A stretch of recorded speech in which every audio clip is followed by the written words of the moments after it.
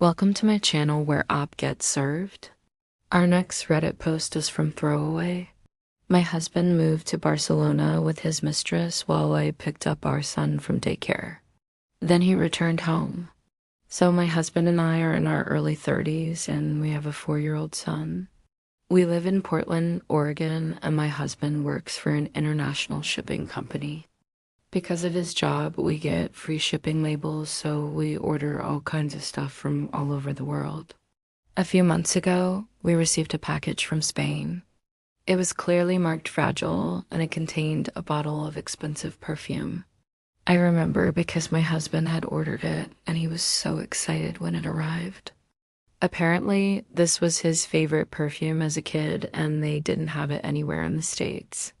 I knew he'd been eyeing the stuff on Amazon, and since it was expensive, I told him to go ahead and order it. A week later, he got another package from Spain. This time, it was a box of assorted chocolates. Again, clearly marked fragile. I was less than impressed because I knew he de-ordered both these packages using my account, and I wasn't happy that he hadn't discussed it with me first. I mean, we have savings, but we're not rolling in dough, and those items weren't cheap. He said he'd pay me back, but I told him I didn't want the money. I wanted him to take a long, hard look at what he was doing. Honestly, I was kind of pissed.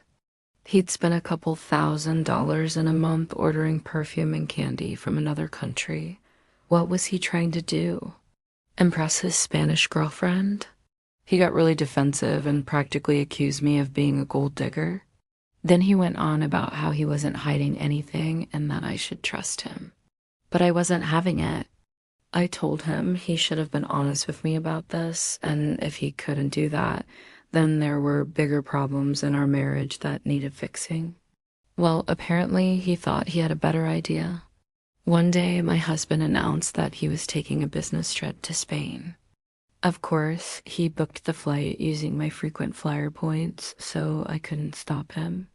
I was crying and begging him not to go, but he just kept telling me that I was overreacting. When he actually left, I started searching his computer and phone. I found so much more evidence of his affair with this woman in Spain that it made me sick. He'd been seeing her for almost 2 years, and they were planning to meet up again in July. That was only 2 weeks after our son's birthday party. The nerve of these two. I confronted my husband when he got back, and he told me I de-hurt his feelings and that I should have trusted him. I ended up throwing him out of the house. A few weeks later, I got a certified letter stating that he was moving to Barcelona with his new girlfriend. At least he had the decency to tell me in writing that he was leaving.